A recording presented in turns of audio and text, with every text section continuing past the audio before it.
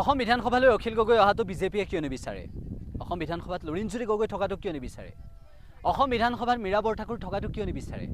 অসম বিধানসভাত জ্ঞানশ্ৰী বৰা, অসম বিধানসভাত ৰাহুল চেত্ৰী, কুংকি চৌধুৰী থকাটো কিয় নিবিচাৰে?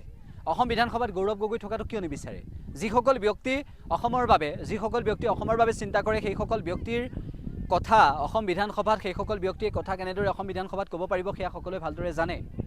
এটা বিষয় উত্থাপন হৈছে যে অখিল গগৈ, লুৰিণজ্যোতি গগৈ, গৌৰৱ গগৈ, ৰাহুল চেত্ৰী, কুংকি চৌধুৰী, ডক্টৰ জ্ঞানশ্ৰী বৰা এইসকলৰ প্ৰসংগ, মীৰা বৰঠাকুৰৰ প্ৰসংগ, এইসকলক বিধানসভালৈ পঠিয়াব লাগে এইবাবেই যে জাতিৰ স্বাৰ্থত অসমৰ প্ৰতিটো সমস্যাৰ ক্ষেত্ৰত মাত মাতিব পৰা ব্যক্তি, ৰাইজৰ বাবে মাত মাতিব পৰা ব্যক্তি। আৰু তেনেকুৱা এটা প্ৰেক্ষাপটত কিহৰ বাবে তেওঁলোকক অসম বিধানসভাত যাবলৈ দিয়াটো বিজেপিয়ে নিবিচাৰে, অসম বিধানসভালৈ যোৱাটো নিবিচাৰে।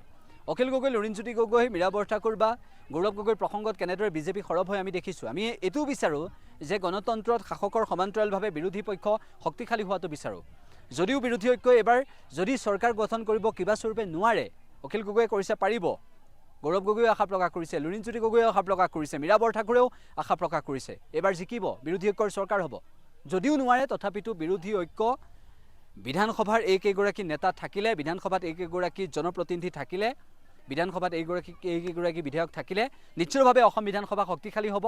আৰু বিৰোধী যদি শক্তিশালী হয় গণতন্ত্ৰত, তেনেহ'লে বিৰোধী শক্তিশালী হ'লে জনসাধাৰণৰ হিতৰ বাবে কাম হ'ব, সেয়া সকলোৱে বিচাৰে। আমি এইটো বিচাৰোঁ যে গণতন্ত্ৰত বিৰোধী শক্তিশালী হ'ব লাগে, শাসকৰ সমান্তৰালভাৱে বিৰোধী শক্তিশালী হ'ব লাগে। আৰু শক্তিশালী বিৰোধীয়ে নিশ্চিতভাৱে গণতন্ত্ৰৰ প্ৰকৃত প্ৰমূল্যবোধ আৰু ভাৰতবৰ্ষৰ ৰাজনীতিৰ প্ৰকৃত মৰ্যাদা ধৰি ৰখাত সক্ষম হয়। আৰু সেইবাবে আমি এইকেইগৰাকী নেতাক অসম বিধানসভালৈ অহাটো বিচাৰিছোঁ।